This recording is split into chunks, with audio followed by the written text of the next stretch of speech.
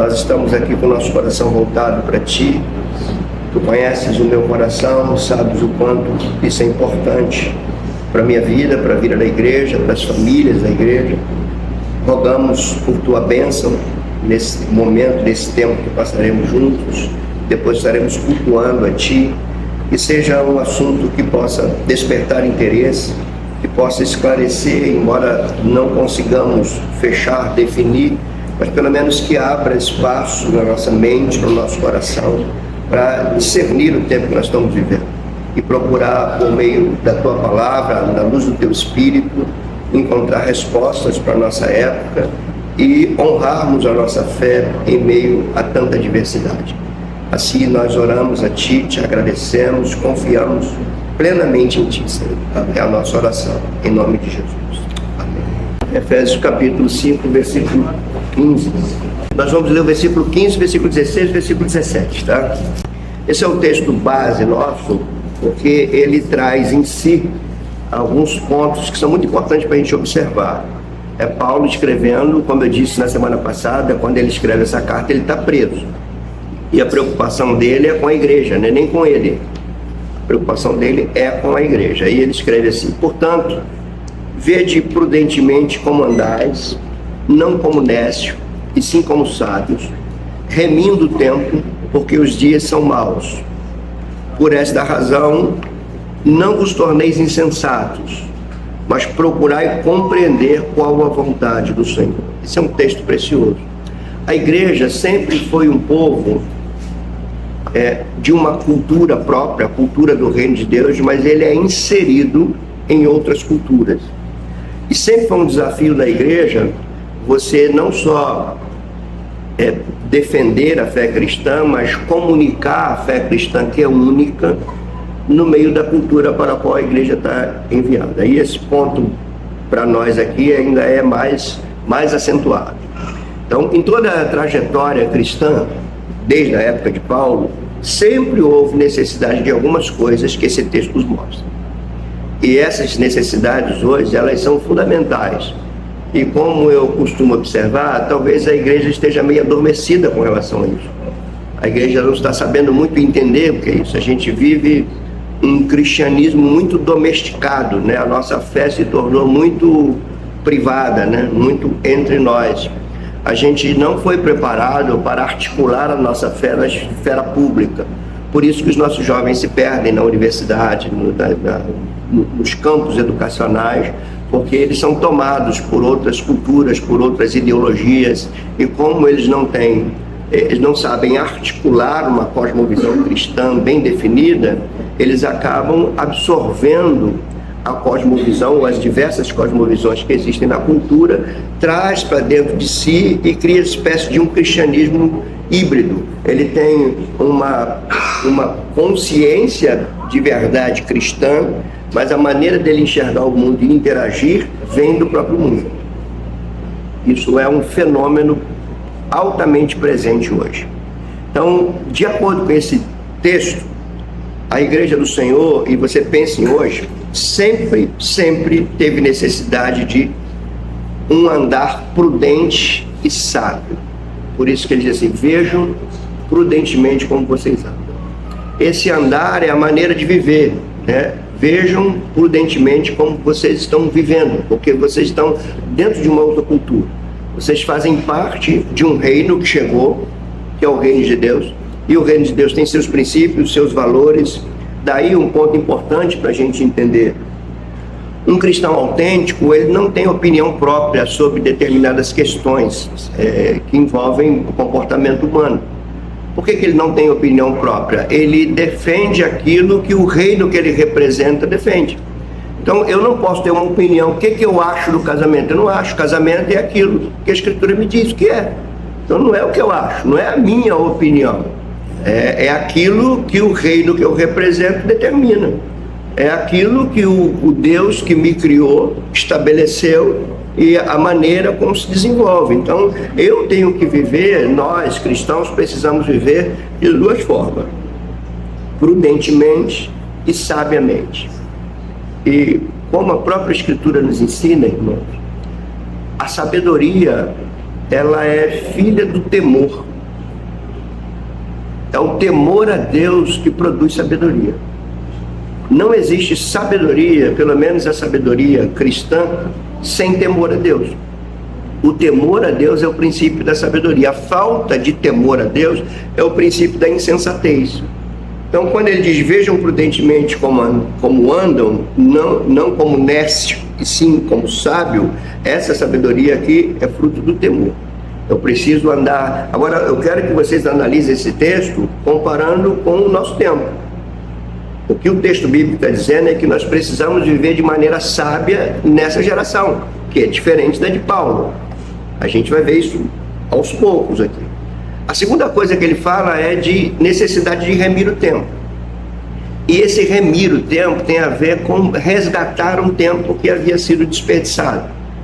Então nós precisamos, uma vez cristãos, uma vez convertidos ao Senhor, uma vez sendo chamados e vocacionados por Ele, nós precisamos então pensar no tempo em que nós perdemos quando não o conhecíamos, quando não conhecia seus valores, seus princípios, seu reino. Então é um período de remir, de resgatar um tempo perdido. É isso que Paulo está falando. E depois ele fala de dias maus. E aqui é um ponto interessante, né? Ele fala, sejam assim, ou seja, andam prudentemente, andem como sábios, não andem como insensatez, aprendam a remir o tempo. Ele diz por quê? Ele diz assim, é porque os dias são maus. Então, irmão, hoje a gente fala assim, hoje os dias estão difíceis, hoje os dias sempre foram maus. Porque há uma colisão entre uma cosmovisão cristã, uma maneira cristã de ver o mundo e todas as outras maneiras que são concorrentes a essa. Então há sempre uma colisão. Então o cristianismo nunca viveu e nunca viverá numa zona de conforto. Verdade. O cristianismo sempre convive com dias maus. Então é necessário discernir. Aí a pergunta que a gente faz aqui no início da minha fala: será que a igreja consegue discernir o tempo que ela está vivendo? Quais são as características desses dias maus de hoje? O que está se postulando na mente das pessoas? O que os nossos filhos estão recebendo? Como eles estão desenvolvendo uma visão de mundo? Não são perguntas. A gente consegue discernir os dias maus? A gente consegue perceber que há uma conspiração, sempre houve. O Salmo 2 fala disso. Ele fala que os povos conspiram contra o Senhor e contra o seu ungido. E sempre foi assim, sempre será assim. Há uma conspiração, não há nada, irmãos, que surja dentro de pensamentos e comportamentos que não tenham intenções por trás. Existem intenções para isso. E a gente precisa entender e saber discernir o que está acontecendo. E por que isso é importante hoje? Porque, como eu disse, outrora a gente vivia numa geração... Obrigado. A gente vivia numa geração... A geração do século XX, por exemplo, era uma geração cristã. Não estou falando que eles eram cristãos. A sociedade vivia sob parâmetros cristãos. Não é que eles eram da igreja, eram cristãos convertidos. Eu estou falando que o que regia o pensamento e o comportamento de uma sociedade vinha de pilares cristãos.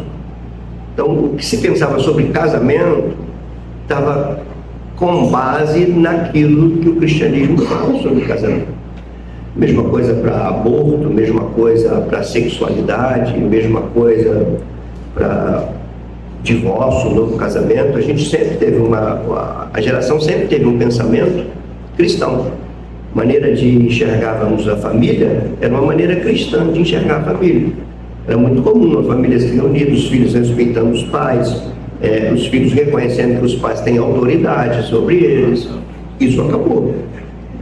Então, como que a gente consegue discernir os tempos hoje? Por que há essa lacuna de gerações entre um e outro, né? Nos próximos domingos, se pudermos, né, se a igreja estiver presente, a gente desenvolve isso.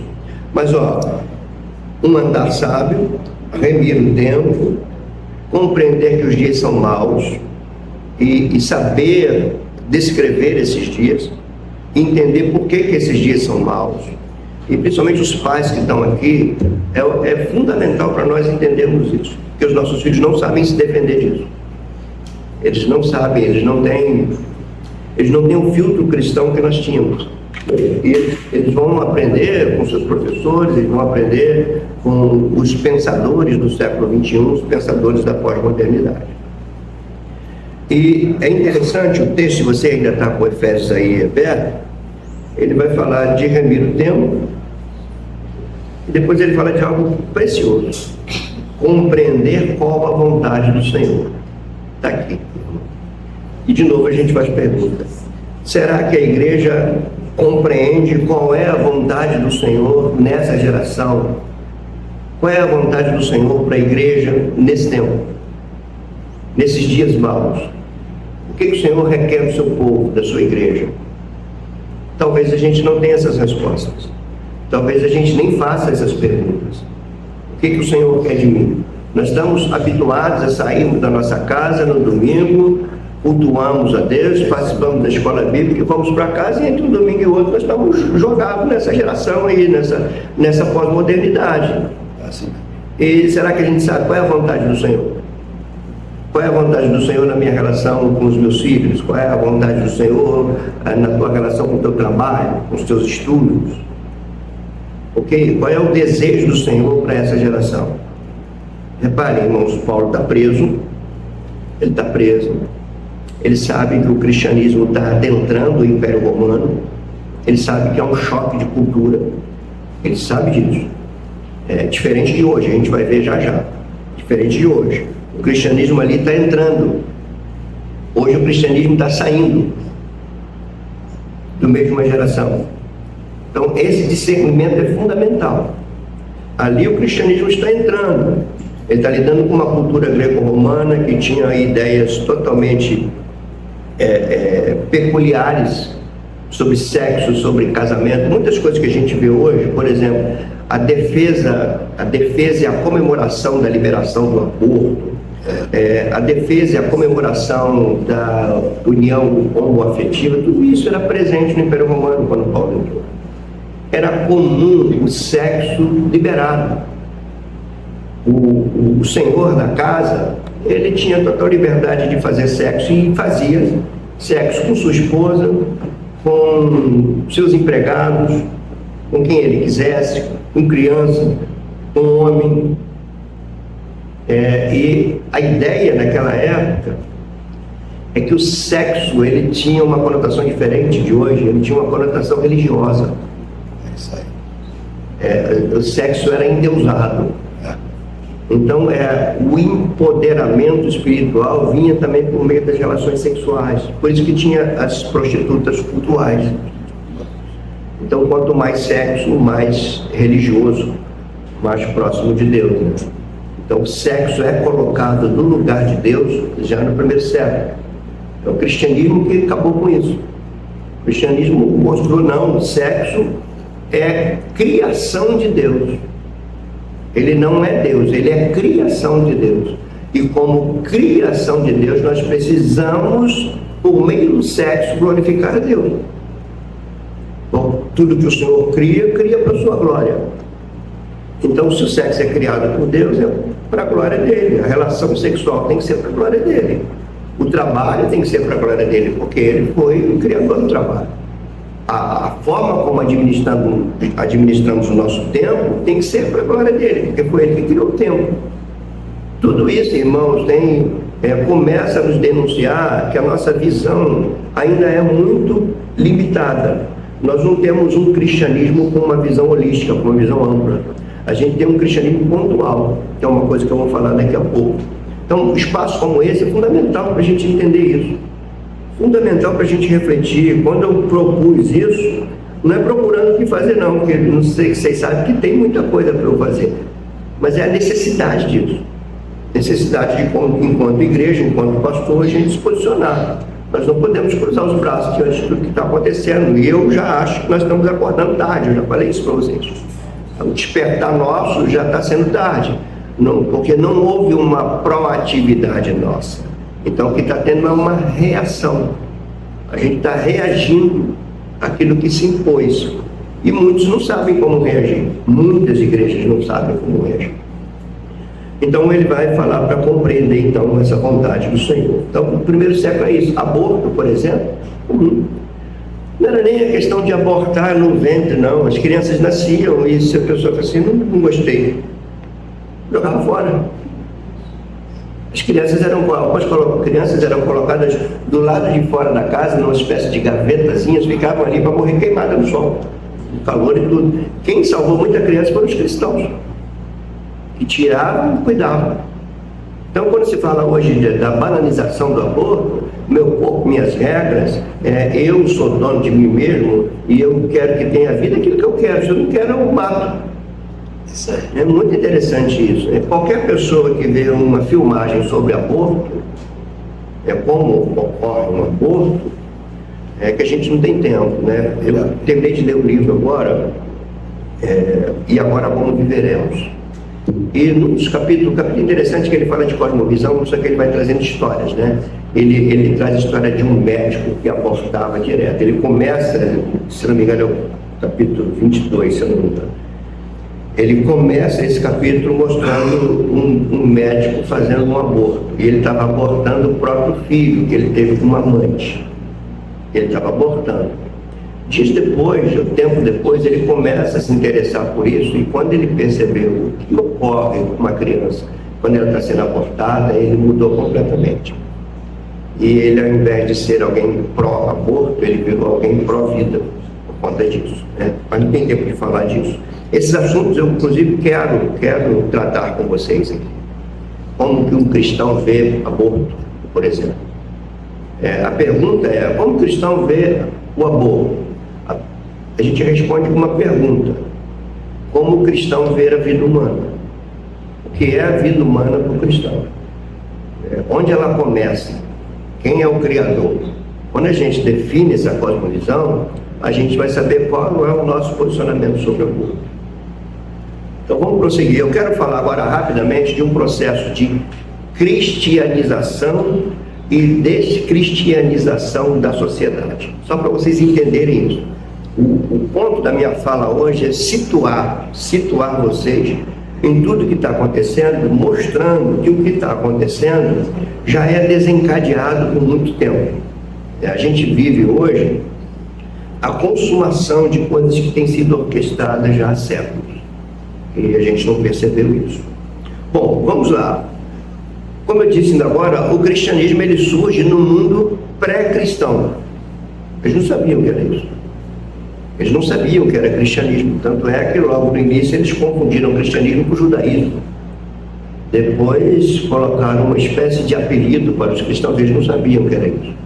A igreja começa a sofrer perseguição quando eles percebem que o cristianismo é uma nova maneira de viver que concorre com tudo aquilo que o Império Romano estabelecia. Ali começa a perseguição. Por exemplo, não tinha nenhum problema você ser cristão. Não tinha nenhum problema.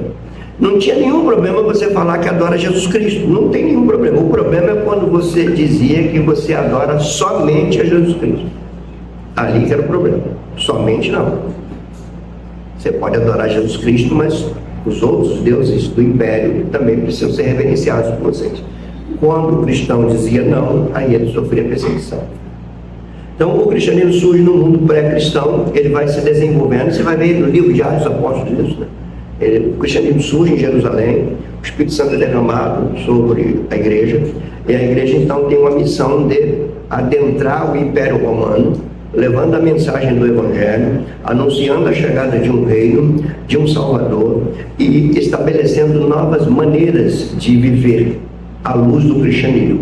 Então ele nasce na Jerusalém, ele prossegue, ele vai tomando ali aquela região da Palestina, né, Judéia, Samaria, depois ele vai adentrando o Império Romano, começa na Síria, com Antioquia, ele vai para Antioquia da Síria, ali começa a desenvolver, ele vai tomar o Mediterrâneo todo ali, o cristianismo invadiu aquilo tudo.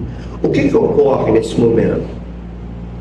Eu vou colocar aqui os 3 primeiros séculos do cristianismo. Ele vai adentrar o Império Romano, ele vai vencer heresias, ele vai vencer as influências filosóficas que iam contra ele, vencer hereges, também vencer a fúria do Império Romano. O cristianismo venceu isso tudo. Venceu todos os ataques contra ele, o cristianismo venceu, e no quarto século o cristianismo torna a religião oficial do Império. É muito interessante, irmãos, porque no início do quarto século a igreja estava debaixo da pior das perseguições. E quando termina o quarto século, o império é cristão. Pouca gente para pensar nisso. Como é que Deus agiu assim? Imagina, começa um século, cristãos martirizados, perseguição de tudo quanto é lado, a possibilidade do cristianismo acabar, humanamente falando, era enorme, grande, era o que era mais possível, era isso. E quando termina o primeiro século, todo o império já está rendido ao cristianismo. O cristianismo se tornou a religião oficial do império. O que tem a ver isso com nossa fala? O mundo pré-cristão se tornou um mundo cristão. A gente chama isso de cristianização da sociedade. Não é que todo o Império Romano se converteu a Cristo, mas todo o Império Romano passa a enxergar o mundo pelas lentes do cristianismo. O cristianismo, então, a igreja, ela ficou por cima, ela tinha ali a total possibilidade de fazer o que Jesus mandou ela fazer, discípulos de todas as nações.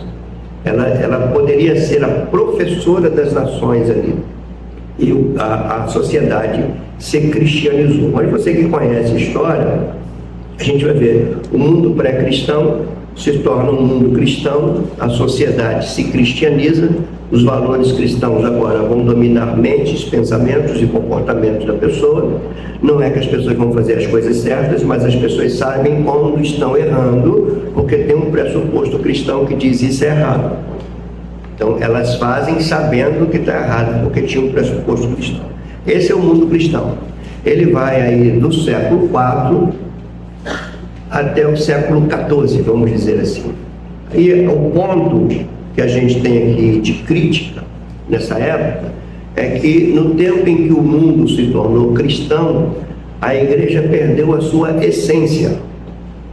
Ela perdeu o seu sentido de existir. A igreja se confundiu com o próprio reino de Deus. E aí a gente vê o declínio espiritual da igreja. É muito importante você entender isso, porque isso está se repetindo hoje. Eu falei que a gente estava no mundo cristão, nossa geração passada, a gente estava tranquilo, vem para a igreja, os nossos filhos estão na escola dominical, a gente entende que eles estão tendo uma visão de mundo, que eles sabem o que é certo e errado. A gente vivia nisso, só que a sociedade estava conspirando contra essa igreja. Porque na nossa época aqui, quando a igreja ganhou essa hegemonia, ela começou a trabalhar pseudo-conversões, ela começou a celebrar pseudas conversões de celebridades, ela começou a agir com mídia, com comércio, com os cultos viraram espetáculos, a igreja perdeu em si o sentido da sua existência na sociedade. E essa sociedade, então, essa igreja, eu não posso seguir isso. Isso está acontecendo aqui também, entre o século IV e o século XIV. A igreja está desmandando, falando que a terra é quadrada, inventando um monte de coisa, de purgatório, colocando medo nas pessoas. As pessoas eram cegas, tudo que elas sabiam vinha da igreja. A igreja ensinava, a igreja tinha verdade, então o que a igreja ensinava era verdade. Só que, a partir do século XIV, começa a haver uma mudança cultural na Europa, como acontece uma mudança cultural no tempo de hoje. Essa mudança cultural é chamada de renascença, ou o humanismo renascentista. As universidades já tinham surgido, então as pessoas começam a pensar. E ao começarem a pensar, elas começam a indagar a igreja, começam a fazer seus questionamentos sobre a igreja. E no mundo intelectual, no mundo acadêmico, vai surgindo novas maneiras de pensar que vão produzir novas maneiras das pessoas se comportarem. Então a gente tem ali já um choque. A gente tem uma cultura toda que se preparou enquanto a igreja estava descansando na sua hegemonia. O mundo lá fora estava preparando. Quando a igreja acordou, já havia um conflito muito grande. A ciência descobriu, por exemplo, que a Terra era redonda. E só depois tudo que a ciência vai dizer era entendido como verdade. Então, como você ser cristão dentro de uma geração que a razão foi endeusada? Porque do humanismo, né, da Renascença, desencadeou o caminho para aquilo que a gente vai chamar de iluminismo, no século XVII. E qual era a ênfase desse tempo? A verdade não pertence à esfera religiosa.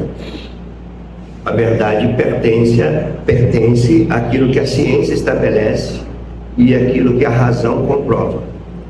Então a gente vê aí o período dessa racionalidade autônoma surgindo. Então o homem agora é intelectualmente autônomo. Ele não tem mais uma direção que vem da igreja para ele entender o mundo. Porque a igreja falhou nisso. Como a igreja falhou hoje. A igreja falhou em dar às pessoas o sentido de vida, o sentido de mundo, de entender o mundo, seus desdobramentos. A gente se revestiu de uma roupagem religiosa, afirmamos coisas que nem a gente sabia explicar bem aquilo, enquanto isso a sociedade estava se preparando, dizendo não é isso. Isso não tem resposta mais para mim, o povo é outro. Então, como que a gente lida com isso? Então, a gente ainda está aqui, nesse período, depois do período do iluminismo, descoberta científica, vai surgir novos cristianismos. Daqui, desse tempo aqui, pega o século XIV em diante, começa um processo de descristianizar a sociedade. Entenda isso. Porque a sociedade tinha sido cristianizada. Ok? Quando a igreja tomou tudo. Qual é agora o desafio dessa sociedade? Se libertar disso tudo. Ela precisa se descristianizar. E esse processo de descristianização está até hoje, nos nossos dias. E aí, irmãos, a gente precisa fazer uma análise de nós mesmos. Aí eu falo como pastor que observa. Eu vejo, por exemplo, conversando com pessoas, com vocês mesmos, eu vejo às vezes vocês tecerem opiniões sobre determinadas coisas que não tem nada a ver com uma cosmovisão cristã. Tem a ver com aquilo que a sociedade está defendendo. Só que as pessoas nem sabem disso. Elas nem sabem que a mente estava sendo disputada. Enquanto a pregação empobrece, enquanto a pregação vai empobrecendo, toma lugar da pregação outros tipos de informação que vai de fato determinar o pensamento e o comportamento de uma pessoa. É aqui que a gente tem o fenômeno dessa dicotomia cristã. As pessoas têm um coração religioso, mas uma mente pagã. É um cristianismo híbrido. Por que tem tantos divórcios? Por que as pessoas se casam daqui a pouco estão se divorciando? A pessoa casa num ano, daqui a 3 meses no primeiro conflito, o que eles estão falando já? Não está dando certo, vamos acabar. De onde vem isso? Vem dessa cultura. A pessoa sabe? Não. Está impregnado nele. Está impregnado nele.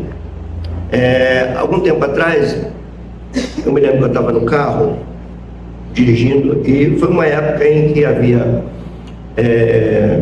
greve da polícia militar, reivindicando seus direitos, e as mulheres subir em cima de viatura da polícia, não sei se vocês lembram disso, subir em cima de viatura, fazia o salseiro ali, uma verdadeira reversão de autoridade de valores ali, diante de nós. A polícia coada, as mulheres fazendo campanha de frente aos quartéis, sentando em cima de viaturas, esculachando os policiais, e eu passando de carro, eu falei, gente, essas mulheres não têm o que fazer, não. E alguém dentro do carro falou assim, pastor, isso é o direito delas. Essa frase, isso é o direito delas, ou seja, o direito delas peitar a autoridade, sentar em cima de viatura. Essa frase denuncia quem dirige o pensamento dessa pessoa. Não é o cristianismo. Não é. Porque se descristianizou. Isso, irmãos, não acontece no acaso, isso é pensado. Os nossos filhos, quando vão para a escola hoje, eles estão recebendo ideologia de filósofos do século XX. Todos eles eram ateus, todos. Então, essa filosofia do século XX, de Foucault, de Derrida, de tantos outros, de Nietzsche, de tantos outros filósofos, é o que vai ser o pressuposto do conteúdo programático das escolas. Então, porque aonde eles aprenderam a não respeitar a autoridade? Desse viés. Foucault era contra a autoridade. Ele dizia que toda autoridade é uma estrutura de dominação, inclusive a família. A família é uma estrutura de dominação. Então os filhos começam a ver os pais com outros olhos. E os pais não sabem lidar com essa transição e às vezes vão agir de violência, porque eles entendem que tem autoridade para fazer, só que os filhos não percebem isso. E quando os pais impõem a autoridade que é devida a ele, os filhos cada vez mais vão ser contra a autoridade, porque quando eles estão nas escolas, nas faculdades, eles estão ouvindo contra isso. Bem que me disseram que o papai é opressor, né? Vai falar isso. Aí eu estou vendo isso dentro da minha casa. Isso ocorre com relação a Deus, por isso que criaram outros deuses, né? O Deus da Bíblia foi substituído por um Deus que eu imagino. Eu não imagino um Deus que não aceita todos, por exemplo. Aí eu vou começando a idealizar. O Deus que eu imagino é um Deus de amor, que aceita todo mundo, que entende. Agora é o Deus mãe, né? É o Deus que você vê pastores falando isso. Fica agora caladinho no colo do Deus mãe. Irmãos, isso é muito sério. Muito sério. Enquanto isso, o que a gente tem na igreja? A gente tem cristianismos tomando novas formas. E a gente vê pessoas dentro da igreja, irmão, desculpa ser direto, brincando de culto. O que é brincar de culto? A pessoa vai para o culto e fala assim, ai, que coisa gostosa. O culto passou a ser para nós, é gostoso, o ambiente de sentir, de tocar, de lágrimas. Enquanto isso, eles não estão brincando com o sentimentozinho dos nossos filhos, nós estamos atingindo a mente deles. Isso aí. E a gente aqui não quer a mente dominada pelo Evangelho, a gente quer sentir. E isso, irmãos, eu fico rouco de falar. Uma vez eu falei para a Tânia, eu vou parar de falar, porque as pessoas querem isso. As pessoas querem sentir, querem... É aquela coisa do... É o Guilherme de Carvalho que fala muito bem disso. Ele fala que como é que se diz? Uma espécie de rave evangélica, né? Aquela festa rave, que você mergulha atrás de sensações, como tendo a percepção do contato com o infinito que te satisfaz, naquele ambiente sensorial criado em boates, em muitos lugares. E o que eu quero que vocês entendam criticamente é que a igreja incorporou isso, ela criou ambientes sensoriais para a pessoa ter uma espécie de mergulho de sensação no infinito. O worship é isso. E aí se sentem maravilhosamente bem, só que o mundo lá fora é a mesma coisa. A pessoa sai dali, aquilo ali acaba e ela vai precisar de uma outra dose. Muitas pessoas estão vindo na igreja aos domingos para tomar mais uma dose de entusiasmo para prosseguir. E a gente não vai responder nunca a essa sociedade desse jeito. Nunca. A gente precisa acordar. A gente precisa dizer não ao cristianismo místico, cristianismo só de gritos, de sensações, disso. A gente precisa de parar de classificar o culto bom quando todo mundo está chorando. A gente precisa amadurecer. É verdade. Nós precisamos amadurecer. Precisamos entender que Deus não fala contigo quando você está lendo e sente alguma coisa. Deus fala contigo porque a palavra dele está registrada lá. Você não precisa sentir não, você precisa obedecer. Está ali escrito para você. Quando você acha que para eu obedecer, se Deus falar comigo, eu tenho que sentir, quando eu sentir que Deus falou comigo, você é um cristão pós-moderno, que a verdade não está mais nem na razão autônoma, nem na intuição, está na experiência do sujeito. Então, se eu sentir, é porque é verdadeiro. Deus falou comigo, porque eu senti, não é nem porque está escrito. Foi porque quando eu li, eu senti. E a norma, o pressuposto da pós-modernidade é que a Bíblia não é a palavra de Deus. A Bíblia se torna a palavra de Deus quando você sente ela no cerne da tua existência. Aí ela se torna, antes ela não é. Nesse tempo que eu estou falando aqui de modernidade, eles entendem também que a Bíblia não é a palavra de Deus, mas eles diziam que a Bíblia contém a palavra de Deus. O que significa isso? Ela é a palavra de Deus? Não, ela é um livro. A palavra de Deus está dentro desse livro, não mistura as coisas. É o que eles diziam. Então, quem é que determina o que é a palavra de Deus dentro da Escritura? É a razão humana, desgarrada da religião. Daí que vem o liberalismo teológico. Liberalismo significa livre dessas amarras religiosas, dessas lentes religiosas. Eu passo a ver a Escritura sem nenhuma lente pré-estabelecida na minha vida. É a minha razão que vai julgar a Escritura. Hoje não é mais a razão, hoje é o sentimento, a experiência. Ele gostou do que leu, aí, se ele gostou do que ele leu, aí sim. Não, se ele foi racionalmente convencido daquilo, aí é a palavra de Deus. Não é a palavra de Deus Jesus andando por cima das águas. Uma razão não vai se convencer disso. Isso não é a palavra de Deus, isso é um mito. Então esse é o pensamento da modernidade, que é onde a gente está aqui na nossa palestra. Na modernidade é assim. Então viaja para trás, olha o baque do cristianismo. Os cristãos agora, que sempre foram levados por aquilo que a igreja ensinava, os papas ensinavam, os cardeais, os padres, eles não tinham acesso à Escritura. E agora eles veem uma sociedade mudando, dizendo tudo contra aquilo ali. Quando Charles Darwin escreveu A Evolução das Espécies, aquilo foi uma dinamite na igreja. Porque todos entenderam que somos criados. E esse cientista vai levantar uma tese que depois caiu por terra, que o homem não é criado, o homem é um processo evolutivo. Depois isso mudou, porque a ideia era naturalista, né? A filosofia era filosofia naturalista. Então não há um ponto inicial da criação, as coisas vão se desenvolvendo.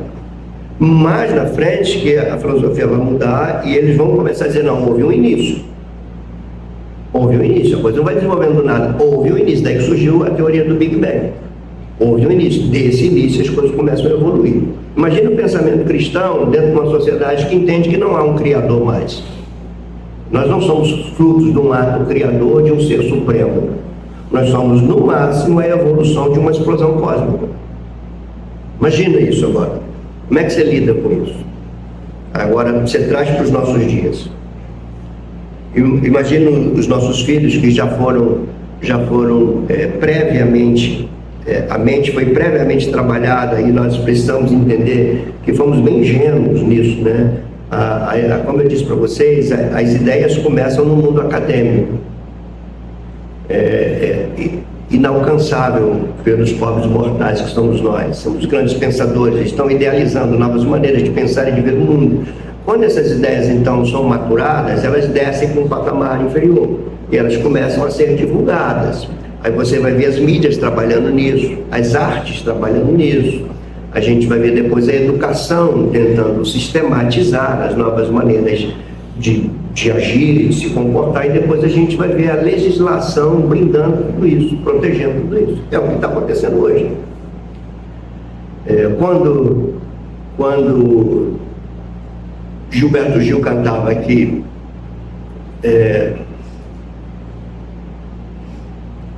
que vivia a ilusão de que ser homem bastaria, que o mundo masculino tudo me daria, ele dizia que ele, pensando-se enquanto homem, aquilo era ilusão.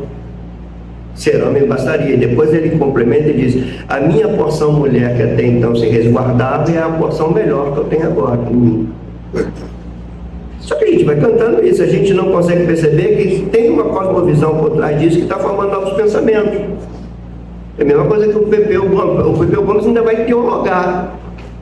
Ele vai dizer assim: ser um homem feminino não fere o meu lado masculino, e aí é que ele coloca a teologia, porque Deus é menino e menino. E isso vai invadindo pensamentos. Só que nós somos cristãos e a gente não consegue entender que isso aí é perigoso. Talvez você saiba lidar, cantar isso sem ofender, mas as próximas gerações vão começar a entender isso como normal. Imagina no século XX, por exemplo, um menino olhar para dentro de casa e, em vez de ver um pai e uma mãe, ver dois pais.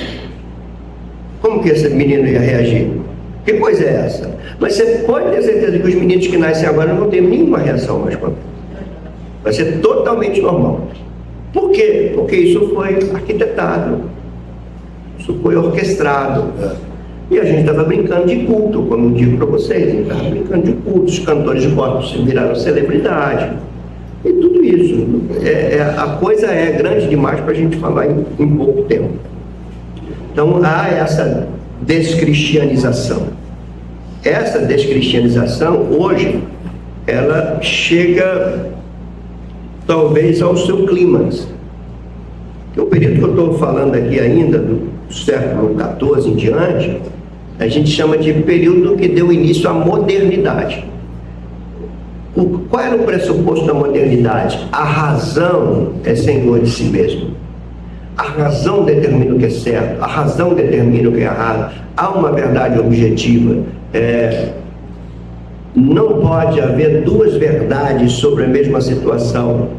Uma tem que ser falsa. Então, se alguém diz assim, esse computador é cinza, e o outro diz, esse computador é preto, um está errado, porque tem uma verdade objetiva. Por isso que evangelizar naquela época, entre aspas, era mais fácil do que agora. Porque se você, com um argumento cristão, convence a pessoa que aquela crença dela está errada, ela não vai brigar contigo. Ela diz, se a minha está errada, então o certo é você, eu vou para o certo. Hoje não. Se você fala para alguém que essa determinada crença é errada, ele diz, é errado para você, para mim não. Você tem tua verdade, eu tenho a minha. Essa é a diferença de modernidade para pós-modernidade. Na modernidade tem uma maneira de educar filhos, tem uma relação de autoridade e submissão. A modernidade tem isso. Hoje, a gente está num período chamado de pós-modernidade. Há alguns que não gostam muito dessa expressão, vão usar outras expressões como hipermodernidade. A ideia é que, deixa eu tentar colocar isso mais explicadinho para você. A gente vive uma concretização da descristianização da sociedade, hoje. Você que tem filho jovem, você sabe disso. Porque as cosmovisões com as quais ele convive no dia a dia são contrárias ao cristianismo. Você sabe disso. Então nós estamos vivendo essa concretização. Eu vou ler aqui uma citação do Heber Campos. Heber Campos é de São Paulo, pastor presbiteriano de São Paulo. Eu tive a oportunidade de estudar com ele também. Diz assim, a cultura ocidental tem passado por muitas mudanças. Uma cosmovisão após a outra tem aparecido. A cosmovisão bíblica, isto é, a ideia de mundo, de criação, de Deus, de homem, etc., através das lentes da Escritura, tem atravessado todos os períodos da civilização ocidental. É aquilo que eu falei até agora. Contudo, depois da entrada do período moderno, é esse período que eu estou falando, que começa com a Renascença e desemboca no Iluminismo, na filosofia, a gente tem uma mudança da filosofia pré-moderna para a filosofia moderna. Talvez o expoente maior dessa mudança no pensamento filosófico seja de um filósofo francês chamado René Descartes. E o cara era matemático, então você vê como é que a razão era endeusada. O sujeito era matemático dele, então a mente matemática de René Descartes não poderia ser compatível à escritura. Porque a escritura transcende a razão, embora não seja estranha a uma razão que foi afetada pelo Evangelho. Então ele diz assim, contudo, depois da entrada do período moderno, esta cosmovisão sofreu vários embates. E com as lentes do racionalismo, fez com que a cosmovisão bíblica viesse a quase desaparecer em alguns segmentos e religiões. Ele está falando do período moderno. Sociedade cristianizada, mudança na estrutura cultural, surgimento da Renascença, do humanismo renascentista, pavimentação do caminho para o iluminismo, igreja escanteada, igreja sendo reduzida a um povo religioso sem expressão, sem mente, sem resposta para uma sociedade racional e científica. A igreja foi escanteada, né? E a gente louva a Deus porque a igreja supera tudo isso, né? No século XVI, por que houve a reforma protestante? A reforma protestante, ela também foi produto da Renascença. A Renascença é que vai acender a mente daqueles cristãos para então entender assim, está errado. Porque eles estão começando a trabalhar a mente. Só que a ideia dos reformadores não foi acabar com a igreja, foi trazer a igreja de volta para a Escritura, devolver a Escritura para a igreja, para que a igreja pudesse corresponder ao Senhor. Fora da igreja havia o racionalismo e havia surgimento de novos cristianismos, na Idade Moderna. E é o que está acontecendo agora.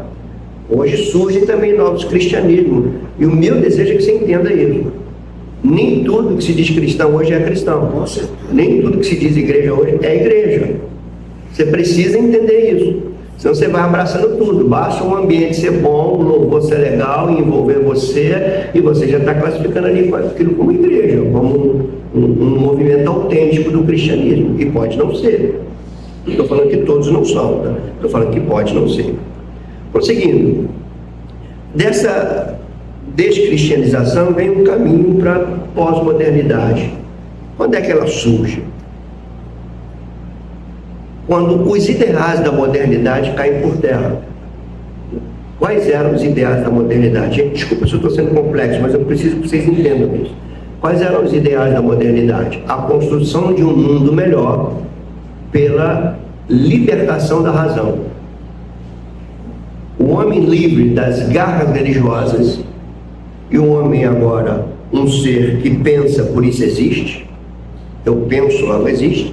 Essa razão autônoma, eles acreditaram de verdade que o homem, uma vez desgarrado da religião e uma vez com sua racionalidade autônoma, livre, ele poderia construir um mundo melhor. Dentro do segmento religioso cristão, surgiu a ideia do reino de Deus presente, não porque Jesus vai voltar, porque eles não acreditavam mais nisso. Não cabe na razão isso. Eles não acreditavam nem na ressurreição de Jesus, muito menos no seu retorno.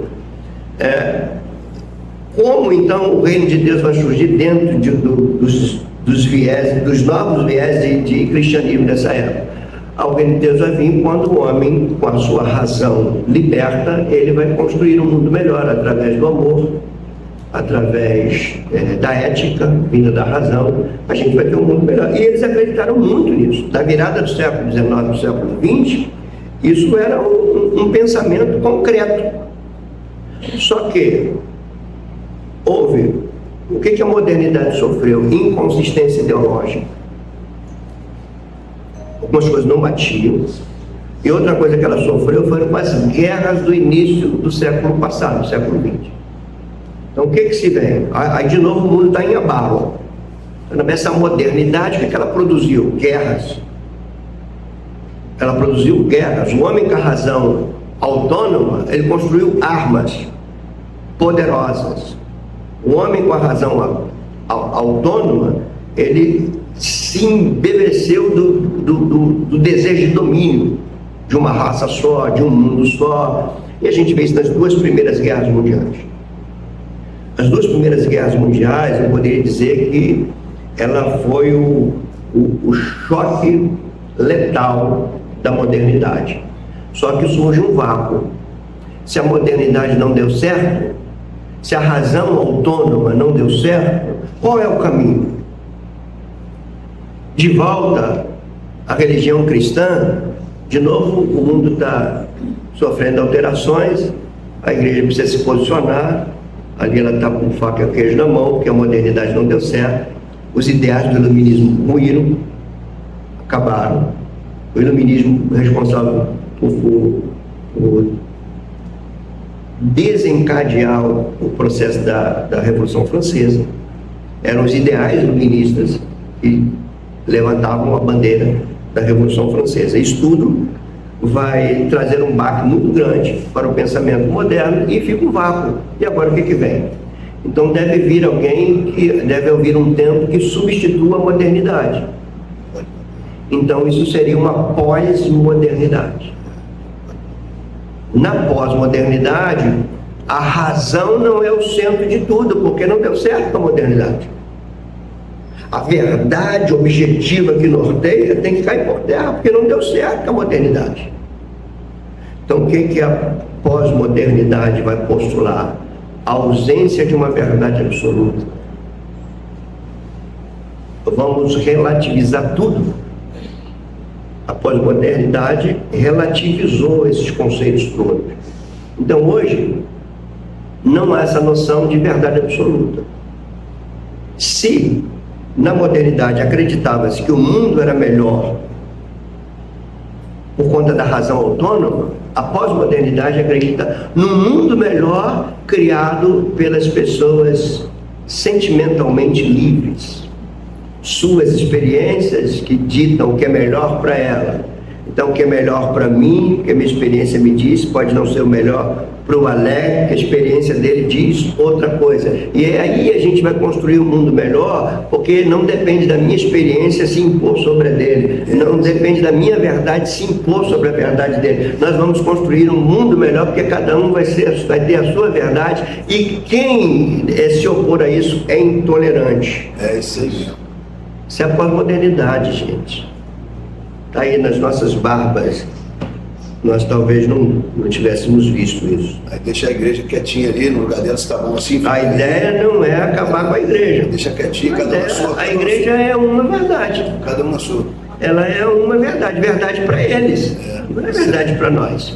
Então, assim como nós aceitamos a verdade da igreja, a igreja tem que aceitar a verdade de todos os segmentos religiosos. E dentro da igreja você vai fracionando. Então, eu vou entrar nisso aqui, Deus que não vai dar tempo. Negócio tá bom. Então, o mundo está preparando uma outra maneira de pensar, de agir, que é chamada de pós-modernidade.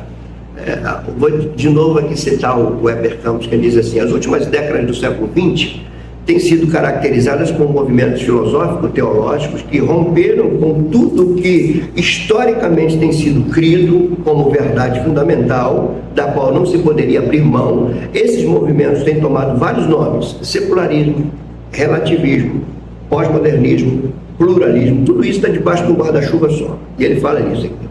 Eles são movimentos que caminham juntos, cada um com suas próprias características, mas há alguns sentidos em que eles se confundem e sobrepõem. E ele termina o texto dele dizendo: nenhum deles é ofensivo ao outro. O secularismo, tudo é secular, né? É o guarda-chuvas sobre o qual todos esses movimentos convergem. Então, para entristecer um pouco vocês, o tempo hoje é mais difícil do que na modernidade. Ele é mais difícil porque não tem uma verdade pela qual nós disputamos, nós dialogamos com base numa verdade. Não existe mais. Então, por isso a dificuldade de pais e filhos. Por isso você vai ver na igreja, eu vi muito cristão falar assim: casamento não tem fórmula. Isso não vem da Escritura. Isso vem dessa sociedade pós-moderna. Você vem para a igreja, se a pessoa sentiu emoção no culto, o culto foi bom. Se não sentiu, ela é capaz de procurar um outro ambiente onde ela sinta. Isso é pós-moderno. Isso é uma concorrência com o cristianismo autêntico, bíblico. Qual é o pressuposto da pós-modernidade? Preste atenção que eu vou ler aqui mais uma citação. Esse está no livro. O livro, inclusive, oriento vocês. O nome do livro é A Verdade: Como Comunicar o Evangelho no Mundo Pós-Moderno. É uma compilação de artigos organizados por um teólogo americano chamado D.A. Carson. D.A. Carson, inclusive, está doente, né? Ele está perdendo seus sentidos intelectuais. Acho que é Alzheimer que ele está tendo. Ele diz assim, o livro diz, né? Essa é uma das citações do livro. Diz: um dos slogans da pós-modernidade, presta atenção nisso, um dos slogans da pós-modernidade expõe a questão sem modelos. Qual é esse slogan? A verdade é relativa, ou seja, não tem uma verdade que norteia. A verdade é relativa a quem? É relativa ao sujeito. A coisa está caminhando, irmãos, para algo tão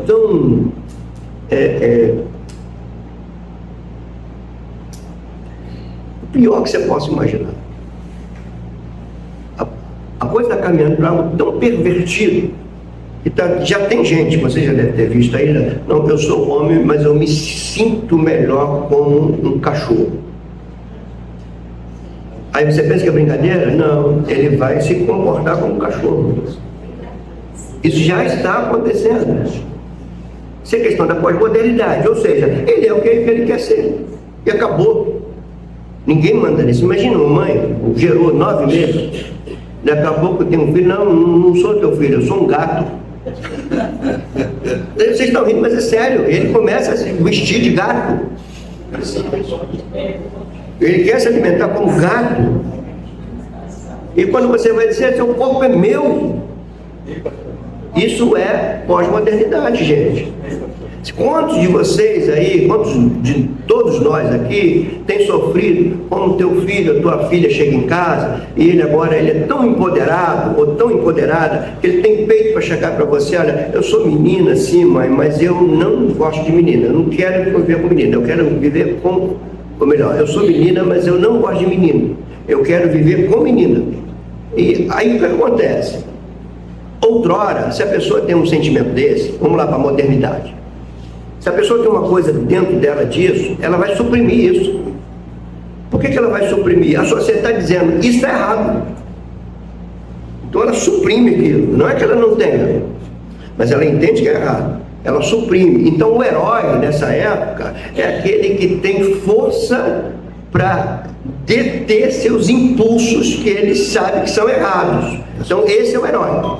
O herói hoje não é o que vocês combinaram, gente? Até me perdi aqui. O herói hoje não é o que suprime, não é o que luta contra os seus impulsos. O herói hoje é aquele que tem coragem de falar para o seu pai, para sua mãe, para o seu pastor, que ele é assim, assume assim e acabou. Aí sempre vai ter uma teologia que vai cobrir isso. A pessoa vai dizer assim, olha, eu quero casar com um homem, eu sou um homem, quero casar com um homem. E não vem dizer que isso está errado não, porque pode estar errado na tua Bíblia. A Bíblia de Jerusalém, por exemplo, já mudou um monte de coisa. Um monte de expressões lá foram mudadas. Então, irmãos, nós estamos aqui, ó, olha o que ele diz. A verdade é relativa. Ponto 1, guarda isso. A verdade é relativa. Segundo, a história está sendo reescrita. Bom, não tem uma verdade absoluta. Essa história vai sendo reescrita, ou seja, vai ser apagando uma história.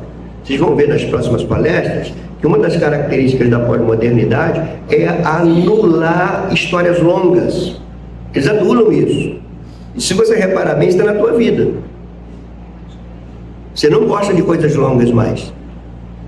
Pode prestar atenção nisso. Quais são os cursos de faculdade que são procurados? Filosofia, psicologia, comunicação e marketing. Por quê? Mexe com emoções. O que os marqueteiros da época da política fazem? Como é que muitos candidatos ganharam suas eleições? Pelo viés emotivo. Publicidade trabalhava com as emoções. E uma vez que a pessoa é tomada pela emoção, ela começa a definir verdade pelas suas emoções. E aí ela toma decisões com base naquilo que o seu coração mandou. Isso é pós-moderno. Então, ó, a verdade é relativa, a história está sendo reescrita. 2, e terceiro, a experiência é o juiz de todas as coisas. Aqui fechou, gente. O que julga tudo? É a minha experiência, não é mais a escritura. Tanto é que se você for com a escritura com uma pessoa dessa, você não acho que é assim. Eu não sinto que é assim. Minha experiência diz outra coisa. Então quando você vai com uma pessoa, gente, olha, a Bíblia disse aqui, ela é clara, mas eu gosto de sentir. Isso é pós-moderno. O que a gente não deu conta ainda é dos malefícios que isso está produzindo. Agora parece que a gente está acordando. Na semana que vem, porque não tem tempo, a gente vai falar mais detalhadamente das características da pós-modernidade e como isso afeta a igreja, a família. Que são os nossos dois viés, né? Sociedade, igreja, família. Como as características da pós-modernidade afetou tanto a igreja quanto a família. A gente vai ver isso no domingo que vem. Bendito Deus, nós levantamos nossa voz a Ti. Primeiro te agradecemos pelo Teu amor e pelo Teu cuidado conosco. Ao mesmo tempo, nós confessamos, Senhor, nossa omissão, confessamos que, de certa maneira, as nossas mentes também foram influenciadas por Ti. Então nós te clamamos para que, por meio desse espaço aqui, Tu venha nos trazer resposta, venha nos unir, para que nós possamos, Deus, corresponder como igreja. Eu oro em razão dessa igreja, dessa comunidade que se reúne. Teus filhos estão aqui, saíram de suas casas, ó Deus, vivem dilemas, como todos nós vivemos, e nós precisamos, como diz a Tua palavra, na Tua luz vemos a luz. Amém. Ajuda-nos a entender o nosso tempo, perceber os dias maus e procurar compreender qual é a Tua vontade nesse tempo difícil. Assim nós oramos, te agradecemos, Senhor. Amém.